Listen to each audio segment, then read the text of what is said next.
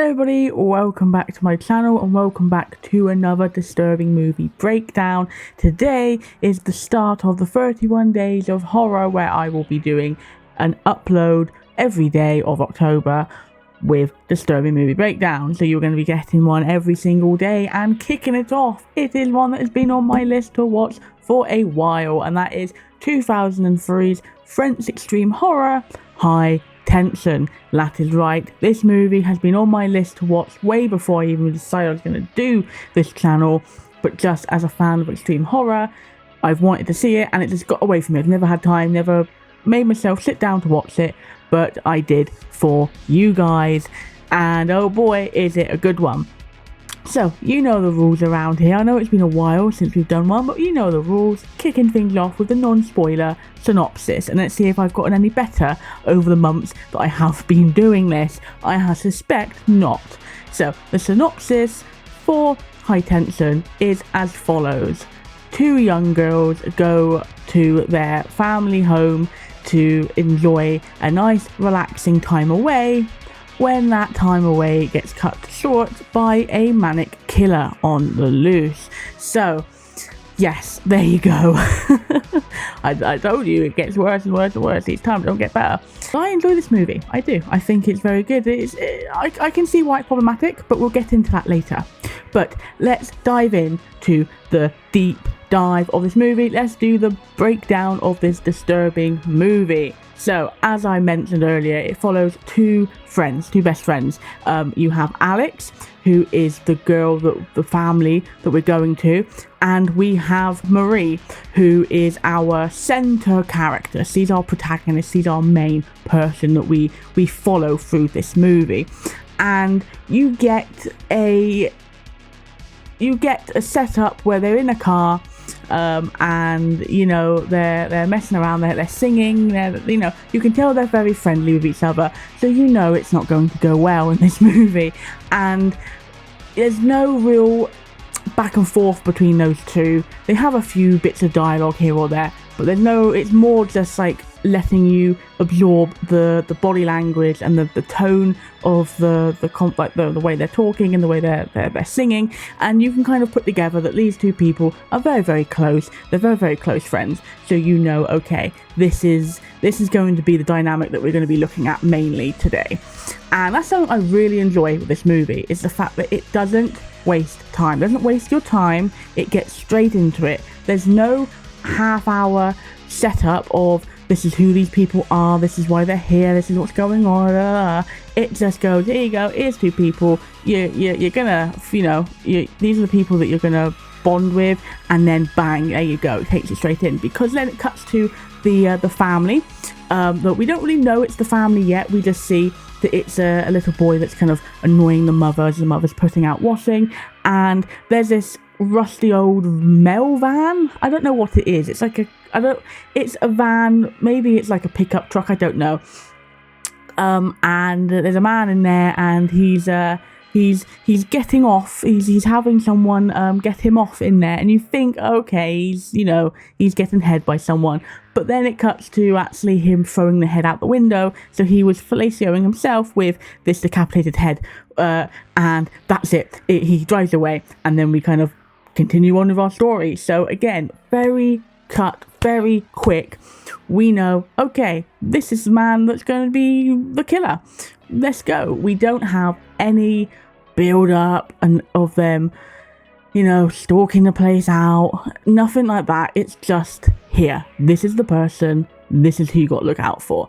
And I love it because this movie isn't very long. It's an hour and a half, and it uses every minute of that hour and a half to be impactful and to be full of tension, and it gets your blood pumping. And I like the fact they did that, because the way they set it up at the start really allows you to kick on in the latter half of the movie. They arrive, Alex and Marie arrive. There's a cute dog as well, and you know that dog is going to die, because that's what happens in these type of movies. The dog is the first one to die.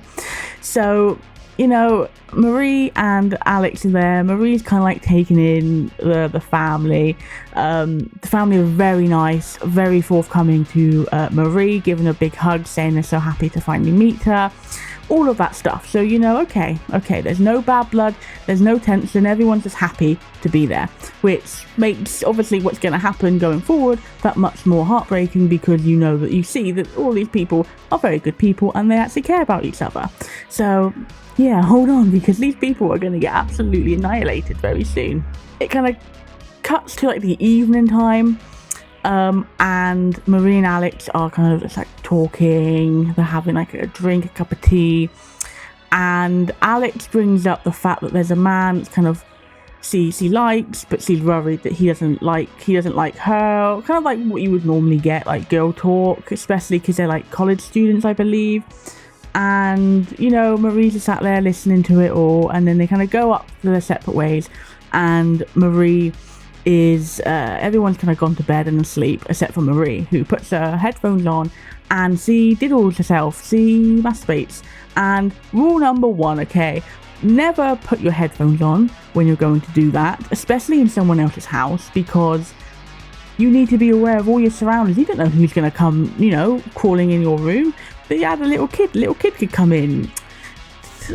Bad mistake from Marie. Never do that, kids. Never do that. She's the only one awake, okay? So she's having fun in her own little world. And the dog is going absolutely banzai. The dog is barking and going crazy. And we see that the man earlier, that's our killer, he has driven up.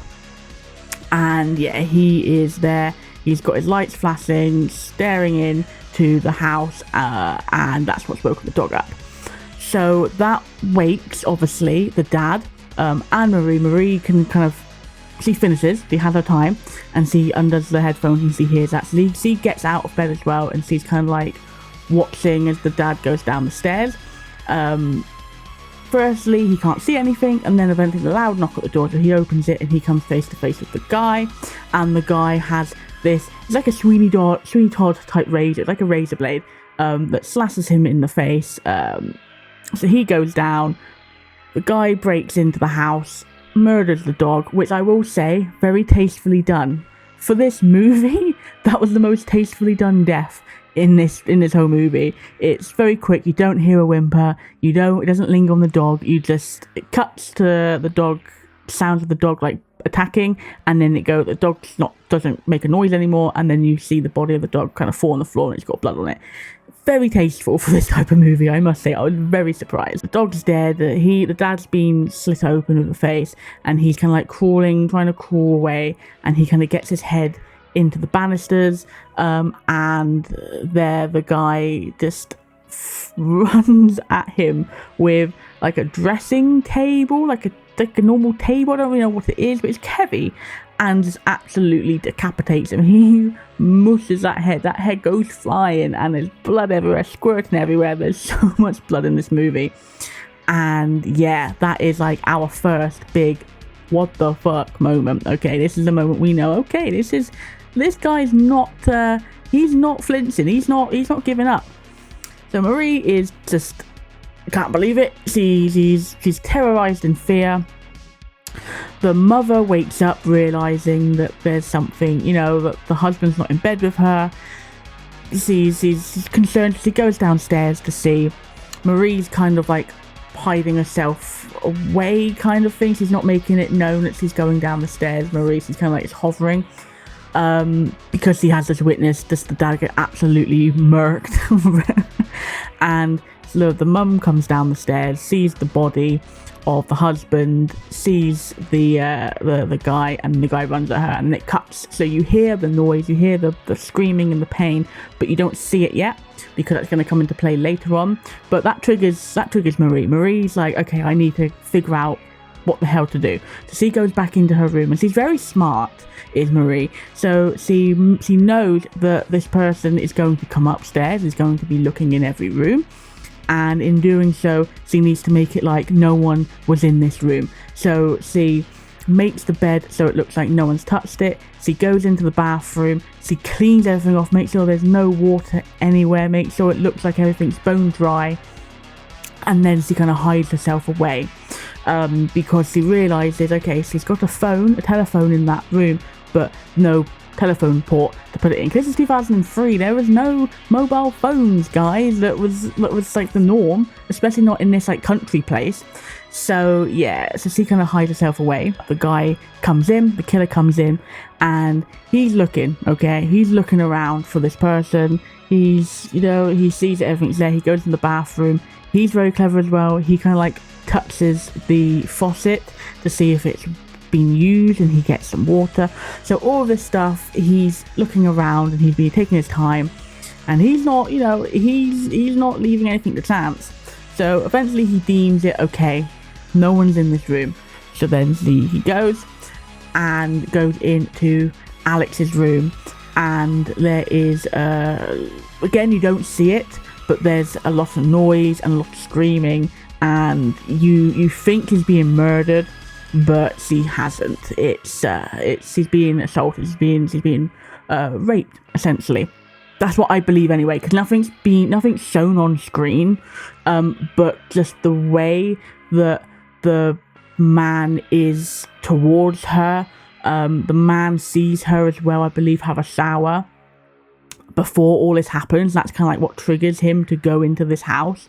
So it's very sexual orientated towards Alex. So that's what I take away anyway. That's what's happened in that room. Once like the screams stopped, and there's this, you know, the man is kind of gone from leaves Alex alone anyway. Marie kind of crawls out and finds her friend, and she's chained to the bed, and she's there, and she's trying to tell her friend that everything's going to be okay. She's going to find a phone, and she's going to call for help, and she's going to get them out there.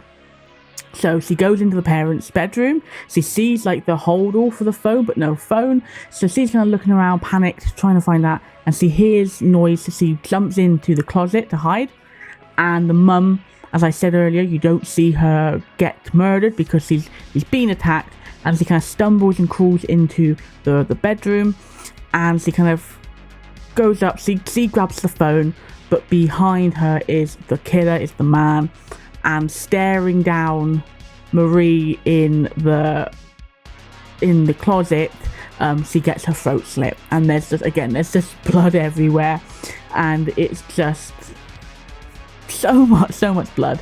And then the man leaves, so Marie can come out, and that's where she finds that the mum has also had her hand cut off, sawn off. So the mum's gone, the mum's dead, she's been murked again, and this killer is not holding back anything. This killer is going to town on these people, let me tell you. While this is happening, the little boy, because I said there's a little boy, so he's running outside. He runs into the cornfield screaming for his mum, and Marie takes his time to get back to Alex, trying to free her, but obviously, you know, she's chained up, not really much you can do. And that's where Marie looks out the window and sees the killer follow the little boy into the cornfield and kills him, shoots him. And that bit's done off screen, but you do see like a bit of a shot of the dead body as like the camera pans away.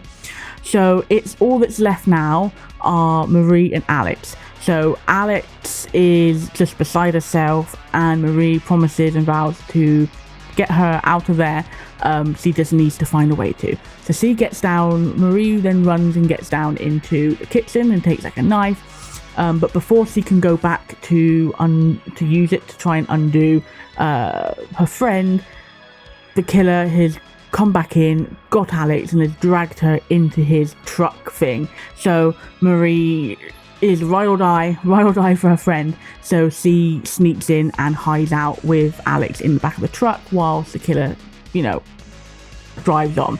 So we've now gone from the house and we're now on the road, and this is what I'm saying, everything is happening so quickly. There's never a dull moment. There's never a when there's no killing happening, the tension is, pun on word, high tension, is full. It makes you feel uncomfortable and you're just waiting for something to happen. And I love the fact that this whole runtime of this movie, it never lets you go. It's so good. The killer has to stop off to get some petrol, and whilst there, Marie realizes she can go and get help. She can get the clerk to call to call for help, and this is her best option. So she gives Alex the knife and goes. She escapes out of the truck. This is what you see, she's been very resourceful and knows exactly what to do. So she's crawling, she's running, she knows exactly what to do to not be seen. So you're rooting for her, okay? You're like, come on, girl.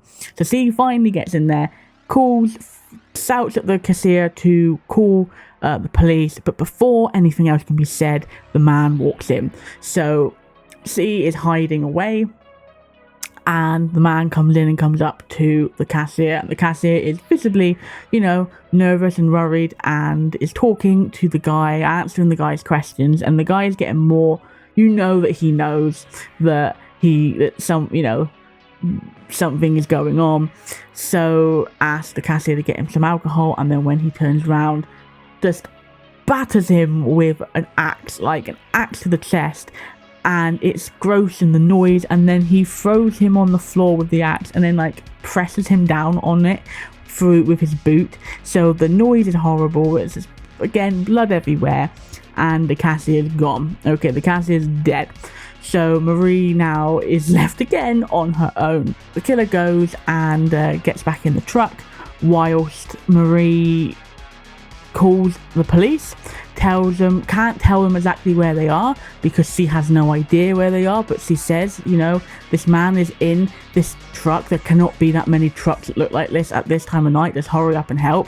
And they keep trying to get the address out of her. So in the end, she does it herself. She puts the phone down, she finds the gun that the cashier had, and she jumps into a car and she follows. And this is I don't know why I was so surprised, but it took me by surprise. The Newborn by Muse just popped up, and this is such a good sequence because it amps you up, because you're going into the final showdown right now. So she's following this truck, she's got, she's driving, she's got the gun on the seat, and you're willing her to go and catch this guy and murder him and save a friend. And with the music as well swelling, it's such a good scene. It's so good. Eventually they turn off down into this deserted road, and the killer, the killer's resourceful too. He's a smart man. So he notices Marie is following him, so he kind of cuts back and just keeps ramming into Marie's car, which in the end forcefully flips her off of the road, and it injures Marie, it's a big stunt. It's a really cool shot of the car flipping off and going down. Marie is just very injured, but she's not stopping. She's gonna save her friend if that's the last thing she does. So she crawls out. And the killer is chasing her. As she's running through the forest, she's picking up fence with barbed wire and is twirling it around, so she's getting her final weapon, which is so cool. It really is you love these type of characters in these movies because they give you someone to root for, and they're so badass. Eventually they kind of meet up. There's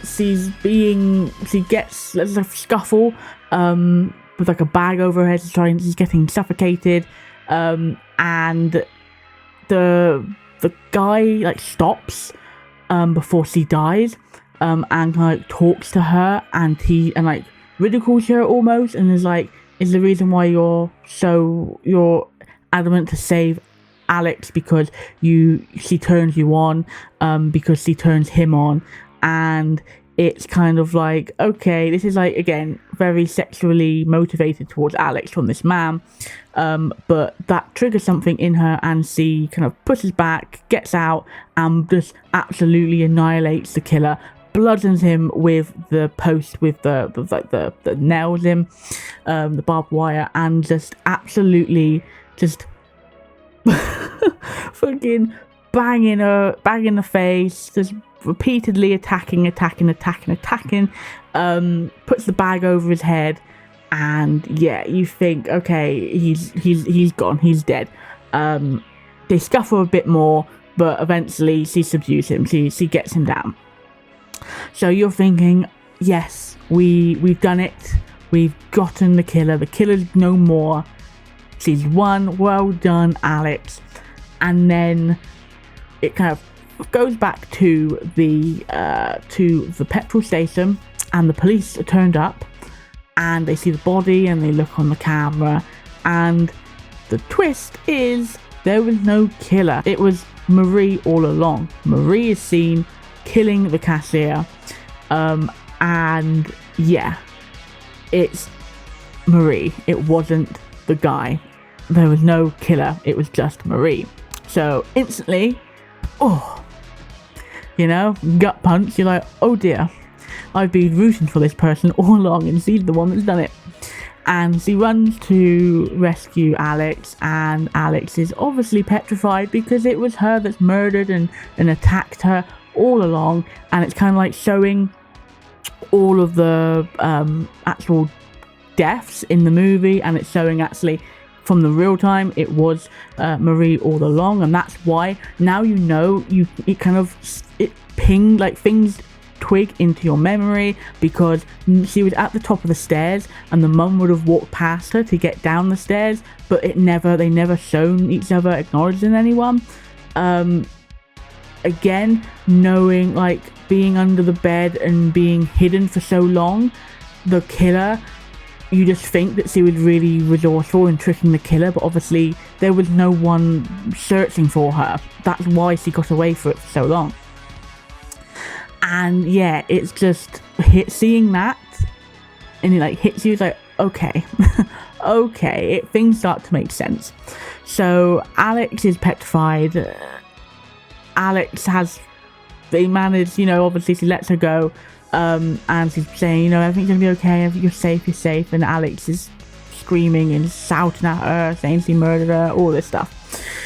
Alex still has the knife, so Alex stabs Marie in the stomach, I believe, or the side, and runs off into the road, the single track road. And this is where it cuts back, right at the start of the movie, right as the credits are rolling. There is a moment where this girl is running into a road and stops a car and is covered in blood. And then it kind of cuts to the scene where they're in the car driving, which I mentioned at the beginning, and Marie was like, I had a dream, none of my dreams make sense. So it's now you understand, okay, everything's tying up very, very well together. And Marie gets like this, I don't know what it is, it's like a strimmer, I guess it's a strimmer, a head cutter, like a circular blade, and pursues Alex. Alex obviously flags down this person in the car, but the car ain't going nowhere. Marie gets there in time and absolutely annihilates the driver, and I mean annihilates him. It's unbelievable. There's so much blood. It focuses on Alex in the back, and Caesar's getting hit by waves and waves of blood, and it's unbelievable. And in doing so, because obviously everything's going through the car, so the windscreen's going crazy, the glass is flying everywhere. Alex kind of like escapes out of the car, but a slab of glass hits her in her, I believe it's her Achilles, like a heel, I believe it's her Achilles. So she's in a lot of pain. She can't really, move very well. Marie gets on top of her, says that they're always going to be together. And Alex finally just stabs Marie and impales her in like the shoulder, like the chest shoulder area. So it doesn't kill her, but yeah, absolutely, stabs her. But while this is happening, Marie forcefully kisses Alex and says that she loves her and they're always going to be together. And yeah, that is, a mantra that she keeps saying all throughout this scene. And then the movie kind of fades to black and cuts to Marie in this mental hospital, still saying that mantra, looking at Alex, who is kind of at the window watching, and it kind of fades to black, cuts to the credits, and then Newborn is playing again. So that is high tension, and I really enjoyed it. Now, I said that this movie could be seen as problematic, And I'm going to get into that a little bit now, because yes, this movie, 2003, you know, not the best time for LGBT members, and the fact that the twist, the killer is this girl, this woman who is in love with this other woman, almost repressing it, you know. You can kind of think there's nothing that outwardly makes her, she's never outwardly gay in this movie, so she's never out there. She could just be, you know, she could be out to people, but we never see that. So you're under the assumption maybe, okay, she's already having, you know, mental problems with her dreams and stuff. Maybe all this repressed love for her best friend is what triggers her, like, split personality, which is where she, you know, she sees this killer when it's actually her. And there is a thing to say about certain media back in the day with lesbians and lesbians being aggressors, and I think that's like something that, I mean, I grew up, I'm an out lesbian. I grew up in a small village in Somerset in England, and I experienced being targeted as an aggressor when I was going to school. Like, I would go into PE and we would have to get changed in the dressing rooms. I'd have to get changed in the toilets away from everyone, because they believed that I was there to watch them and get off watching them, when actually I just wanted to get changed because I had to do my lesson. But I felt that people felt that I was a predator and an aggressor, so I had to take myself away from that position. So I can understand why people may find it problematic and people may find it distasteful and offensive. Me personally, as someone who is a lesbian, as someone who has been through the gaze of being treated as a predator and as an aggressor to these poor straight girls that have no idea what to do with a gay person around them, I never felt offended when the twist came. I didn't feel offended. I didn't feel like, oh, you know, I wasn't transported back to my memories. I just liked the fact that it went somewhere different. I liked the fact that it wasn't just a standard killer at the end. I think they you know, I like the fact they went there, especially in the year 2003. Like, this wouldn't have been a common thing to have happen.